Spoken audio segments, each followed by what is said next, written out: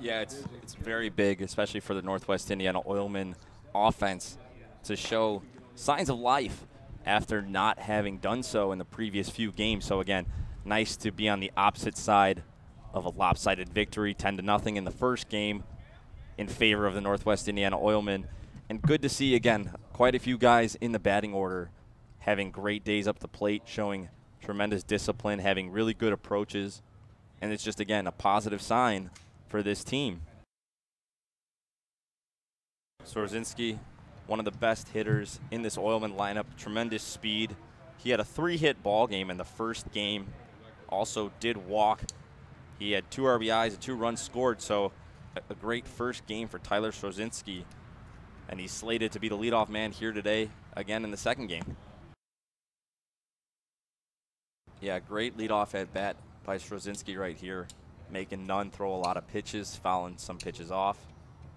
Just again, the Oilmen here today have shown that their discipline is where it needs to be. Yeah, great leadoff at bat by Srozinski to get on base here to start the ball game. But yeah, that's been one of the things that has really caused the Oilmen to not be at their best, is just being over aggressive at the plate. And so it's good to see here today guys having the ability to foul off pitches, spoil pitches that the pitcher is trying to use, and again, have a good eye and just an overall great approach. Yeah, again, very similar start to this ball game where Srozinski walked in the first game, stole second, hit by a pitch here in this ball game, and now swiped second to put a runner in scoring position with none away.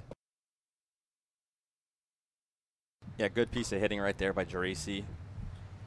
Really got a hold of that ball, but at this big Hat Bruno field, it's going to take a big swing to get it out of here, similar to the swing that Turnock put on the ball in the first game to clear the fence. But Geraci's still doing a nice job, able to move the runner over to third base. Now with 1 away, Olin will have the opportunity to put the first run on the board for the Northwest Indiana Oilmen. And again, he's another guy who hasn't had the best second half, but a kid that, you know, if he can get it going, he will be a pivotal part of this Oilman offense in the postseason. Yeah, 3-0 count. The runner on third base. Again, I'm anticipating Olin keeping the bat on the shoulder, trying to get another runner on here to start the game. And yeah, especially when you have a hitter like Belmonte coming up next, there's no need to be swinging on a 3-0 count. Yeah, great location on a 3-1. Again, 3-1, so far ahead in the count. As a hitter, you're looking for one pitch, none. Able to sneak that pitch into the strike zone on the outside corner to make the count full. The approach of the Oilmen here today is just absolutely exceptional. The best I've seen out of them in quite some time. Just really good 2-strike hitting all day long by this Oilmen team. As again, Oland able to work the count, foul off a pitch, and then drive that into center field for a really nice base hit and an RBI to start the game. 2-strike hitting along with 2-out hitting. Some of the most difficult things to do in the game of baseball, and the Oilmen doing it well here this afternoon. Now with a runner home, Oland at first base, you may see Belmonte get the green light here, as again, he has a big bat. Yeah, Jones, a guy who lately for the Oilmen has been one of the few bright spots and produced offense for this team when they haven't been able to find it from other guys in the lineup. So another guy here today that I expect on this beautiful weather. A little cloudy now, but great hitting day. I expect Jones to have another great day at the plate. Yeah, nice hit. Again, just dropped it right into the front part of the right field grass out there. But that's the fortunate thing. With 2 outs, you're moving on contact. And so Olin was able to get a great jump off of second base and able to come around all the way from second base to score. Belmonte going first, third on the hit. So now runners on the corners with 2 away for the batter, Fred Smart. 2 strong starts in both ball games for the Oilmen offense. Just again, really good to see. Yeah, again, nothing would do more for Fred Smart's confidence than to be able to drive in these 2 runs with a base hit right here. Yeah, very uncharacteristic for Keith Mailer to give up a leadoff hit. Again, just didn't really look like he put everything he had into that pitch, and Jones doing a nice job, able to go down, dig it out, and poke it into center field for a leadoff single. Now the batter, Cardenas, goes to work with one on and nobody out. Yeah, I'm really looking forward to being able to watch Keith Mailer pitch here today, especially from this vantage point that we have. You really get to appreciate how hard this kid throws and the kind of movement that he has on his pitches and what makes him so difficult to hit. Yeah, probably just discussing what their signs will be now with the runner on second base. But yeah, a tough play. Jones made a really nice throw right on the money. Shortstop Geraci catching it a little bit out in front of the bag, not being able to reach behind him to successfully get the tag. Yeah, again, the Vikings showing signs of life, being able to produce a run right after the Oilmen start off the game by getting 2 of their own. Yeah, the Vikings doing exactly what you want to do when the opposing team jumps out and gets a few runs early. Come back, get one of your own. Yeah, for infielders, a lot of times you don't really want to be trying to barehand the ball unless you absolutely have to. So King, unable to field it cleanly with his bare hand, allows the leadoff man to reach safely, and Kyle Van Kalker, as the number 9 hitter, Brian Seymour, steps up to the plate next. Seymour himself in the first game able to snap a hitless streak with a nice double, so hopefully he can get something going here in the second game. Yeah, 2 runners on. You allow the first 2 batters of the inning to reach base to get to the top of the order with nobody out. Srozinski now an opportunity to do some damage. Yeah, aggressive base running there by Van Kalker on a ball that wasn't hit very deep, but hit very hard right at the left fielder. Van Kalker again showing the speed, able to make it all the way from second base to the home plate on a single by Srozinski. Yeah, that was a really nice play by the third baseman, Cardenas, to be able to glove that ball as it took a hop off the lip of the grass and bounced up on him, keeping his eye on the ball, flashing the leather, able to squeeze the mitt, make a nice throw to second base all in one motion. The second baseman just not able to make the relay throw cleanly and threw it against the dugout and allowed a run to score. Yeah, Oland, again, able to reach base in the first game on a triple that came in the 5th inning. So again, a guy with a lot of talent and a guy you definitely want to have get going here late. Yeah, lazy fly ball to the center fielder, Haver. Able to range over and make the catch for the second out of the inning. Now the dangerous Stefano Belmonte coming up to the plate. He walked in his first at-bat, was not able to come around to score, but the Oilmen offense showing no mercy today as they've taken advantage of every opportunity that has been presented to them. He definitely has the ability to wow you at given times, though. His stuff is really sharp. Angelo said last year they called him the magician, as again, he would just make the ball disappear at times, it seemed, to the hitters and just fool them completely. And again, his demeanor out on the mound, he's a big kid. He probably stands around 6'3", 6'4". So he's an intimidating presence. And again, the way he stares over the tip of his glove at the hitters, he's just pretty much saying to him, I'm coming at you and there's nothing you can do about it. And coming up to bat next, the catcher, Cam Adams. But let me just say, any university that can add Keith Mailer to their staff is getting a big-time pitcher and a really solid addition. Again, he's an extremely gifted kid out on the mound.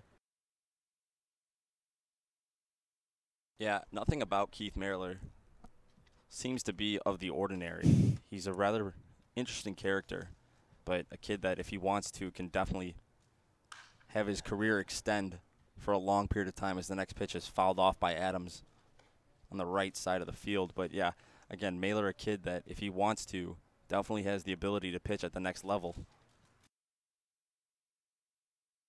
Yeah, tough and tall order today for Cam Adams, the newest Viking, catching a doubleheader on a hot, humid day. Welcome to the MCL. Yeah, how about it? I mean, 2 games behind the plate for any catcher is going to be difficult. Something I was trying to get to before the end of that half inning, the the Vikings being short-staffed pitching-wise here this afternoon, again, with the Oilmen roughing up none a little bit here early, we're going to see how long of a leash he's going to be given. Yeah, with the ball being hit right at him, his play was at second base. On that play, you're fielding the ball and throwing it where it takes you. So having it be hit right at him, he was able to turn his body and throw to second base to retire the runner, Jumonville. Yeah, really nice play by the second baseman, Avila, to field that cleanly and make the flip to the shortstop, King. King again on the transfer, just not able to hold on to it and only able to get the one out on the play. Seymour, 2 hits on the day now. Again, good to see him getting going. Really nice piece of hitting, just put it right down the third base line. Cardenas, the third baseman, disagreeing with the call, but the umpire has the best vantage point, being right on top of that baseline, making the call fair and allowing Seymour to reach second. Van Kalker at third. Now for the leadoff man, Strozinski. Really nice piece of hitting by Strozinski, just peppering that hole between the short and third baseman. Just a nice piece of hitting, again, able to drive in the 2 runs. Yeah, nice piece of hitting there by Avila. Just jumping all over that pitch by Keith Mailer and driving it into left field for a leadoff single. Very similar to the start of this ball game, where the Vikings were able to get the first man on base and able to bring him around by manufacturing some offense. So we'll see what the Vikings are going to do here, now trailing by 6 runs. The Admirals, again, giving themselves a little bit of breathing room here late and firmly giving themselves an opportunity to get that number 4 spot in the postseason. Nice pitch by Mailer there on a 2-0 count through the bender. Able to get it over the outside corner of the plate for the first strike of the at-bat. Yeah, great job by Mailer coming back after starting off the at-bat 2-0 with 2 really nice pitches. That one, a fastball in the inside half. Changing location, changing speed. Again, one of Mailer's strong suits is his ability to sequence his pitches in a way that is challenging for the hitters. Yeah, again, you could tell the infielders here today just not trusting this field to play properly, as Geraci was able to field the ball cleanly but didn't look very comfortable doing so. Made a throw over to Van Kalker that pulled Van Kalker away from the base, so not able to make a throw to first base, but one retired now. Yeah, that can't have felt good. Again, Mailer throws pretty hard, but Jones able to reach base twice now in his 2 appearances. And the Vikings threatening with 2 runners on and only 1 away here in the bottom of the 3rd. Yeah, smart play by Smart there. Not very comfortable at the first base position. He does a really nice job fielding defensively, but to make that throw was just a little foreign to him, so he thought better of it and just took it himself to get to first base and retire the second batter of the inning. Yeah, leadoff standing double for the hitter, Oland, designated hitter in this ballgame. Really nice piece of hitting, able to pull it right down the line and pass the diving third baseman, Cardenas. Jones, the hitter, coming up to the plate next for the Oilmen. Zach Jones, the catcher. Again, a guy who's 0 for 1 on the day. He was hit by the pitch in his last at-bat, able to come around to score. But as I said earlier, a guy for this Oilmen offense that has been swinging a hot bat of late and can hopefully drive in this run, now only 90 feet away at third base. Tremendous catch by Haver out there in center field. Again, he just covers a lot of ground out there in the center field position. Able to come almost into the left fielder's spot and make the catch at his ankles. But Jones doing a nice job with the situational hitting, able to get a sacrifice fly and an RBI. That's a tough play. Fred Smart making the right call, though. That was his ball. You don't allow the pitcher to field that too often. And again, just the sun, a little tricky here this afternoon. Smart just not able to fend it off. Just caught a tip of his mitt. Jones might have been able to pick that up and throw it to second base to get the runner who was holding at first. But Jones, when he took off his mask and went to go throw it down, accidentally hit the ball, which caused it to carry him off into foul territory. Yeah, really nice play by Belmonte. Great relay throw by Van Kalker, and Fred Smart completing the play by digging the ball out on a low throw. Just all around solid defensive play for the Oilmen as they're able to get 2 outs on 1 play and really slow down this Viking offense that had 2 runners on and nobody away to start off the inning. Again, that's all it really takes to get you out of that little funk that you fall into, just getting the barrel of the bat on the ball. Fred Smart absolutely smoked that ball right back up the middle as it bounced into center field. So a nice piece of hitting by him to start off this inning, and hopefully that will get his confidence up a little bit for the rest of this game. May have been a hit and run right there. Van Kalker swinging at a high and outside pitch, but trying to hit it to the right-hand side. Obviously, you can tell, as again, the second baseman vacated his position, just not able to get it in fair territory. Yeah, again, a lot of times you see pitchers, when they field the ball, have difficulty throwing the ball 2 bases simply because their mechanics are built to pitch. And it's just such a different throwing motion than it is to throw to a base. And especially with a big kid like Nunn, it's just a lot more difficult for them as the first pitch here is taken outside to Brian Seymour for ball 1. But yeah, those big guys, the mechanics of throwing to a base just sometimes is a big challenge for them. Seymour, 2 hits on the day in this ball game. I believe he had 1 earlier. He did. So 3 hits on the day, 2 in this game in his 2 plate appearances. So Brian obviously seeing the ball really well against Nunn here this afternoon. Seymour now again 3 hits in this ball game in his 3 plate appearances. So he's really having a nice day up the plate, seeing the ball really well, and a guy vying for a starting position on the playoff team. So good to see him getting going. Wow. I mean, wow. That ball was absolutely crushed. A no-doubt home run for Tyler Strozinski. He's just a talent. He really is. He's a gifted hitter, and he's got the whole package, being able to hit for contact, hit for power. And, I mean, again, that ball was just absolutely crushed. A no-doubter. We have a pitcher batting and a fielder pitching, so this should be an interesting combination as the first pitch is taken low for strike 1 to Yelnick. Nice couple swings as the next hitter will be Stefano Belmonte. But I've always kind of wondered when the hitting tapers off for pitchers. As again, I have a good friend. The first pitch is taken high and outside for ball 1. I have a good friend playing ball at Georgia Tech. His name's Zach Ryan. He's a very good pitcher. He's going to be a junior this year for the Yellow Jackets. And he was a great hitter in high school, and I always ask him because he says that he doesn't take batting practice anymore as the second pitch is taken low for ball 2, 2-0 the count. But I always ask him, you don't take batting practice anymore, so is your hitting starting to go away? And he kind of laughed when I asked him, and he said, yeah, probably. I really don't know. So it's just interesting to see when pitchers who used to be position players and hit very well as Stefano swings through the next pitch. 2-1 the count now. But it's just interesting to see when that hitting finally starts to go out the window. And Yelnick, again, a couple good cuts, but strikes out in his 1 at-bat for the Oilmen. Yeah, you know what? I'm looking at it now. Turnock, the home run on the best at-bat I've seen so far this season for the Northwest Indiana Oilmen.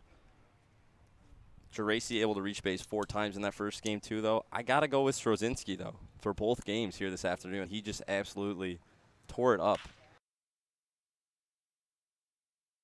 8 total RBIs on the day. The 3-run home run here in this inning. Single, 2 RBIs earlier, single RBI, hit by pitch, stolen base, 2 stolen. I mean, if stat sheet stuffer here this afternoon in this twin bill.